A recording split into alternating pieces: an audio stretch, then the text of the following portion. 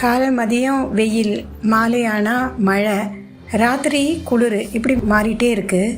பனிக்காலம் வந்தால் சளி, இருமல், தும்மல், தலைவலி, கபம்னு சேர்ந்து மூச்சு விடக்கூட முடியாமல் போடுது. அதுவும் ஆஸ்மா நோயாளிகளுக்கு கேட்கவே வேண்டாம், தூக்கமும் கெட்டு போயிடும். இதுக்கு ஒரு நல்ல தீர்வு என்னன்னா தூதுவளை தான். வடலூர் வள்ளலார் 4 மூலிகைகளில் ஞான சாதன மூலிகையாக தூதுவளையே சொல்லியிருக்கார். சரி, தூதுவளை துவையல் எப்படி செய்யறது? ஒரு கடாயில் கொஞ்சம் நெய் விட்டுக்கோங்க. இது கூட 2 டீஸ்பூன் உளுத்தம்பருப்பு, மிளகு, இஞ்சி, கொத்தமல்லி, புளி, கொஞ்சம் உப்பு சேர்த்து நல்லா வதக்கிக்கோங்க. இந்த 10-15 தூதுவளை இலையை எடுத்து நல்லா அலசி இந்த நெய் கடாயிலே போட்டு வதக்குங்க. இதுக்கப்புறம் தண்ணி கொஞ்சம் சேர்த்து எல்லாத்தையும் மிக்சியில் அரைச்சிக்கோங்க. இது தூதுவளை துவையல் ரெடி.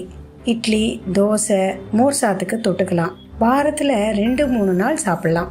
இதனால் தைராய்டு சுரப்பு, குரல் வளை, நுரையீரல் பிரச்சனை, ஆஸ்மா பிரச்சனை சரியாகும். நோய் எதிர்ப்பு சக்தி உடம்புல அதிகரிக்கும். நினைவாற்றலும் மேம்படும்.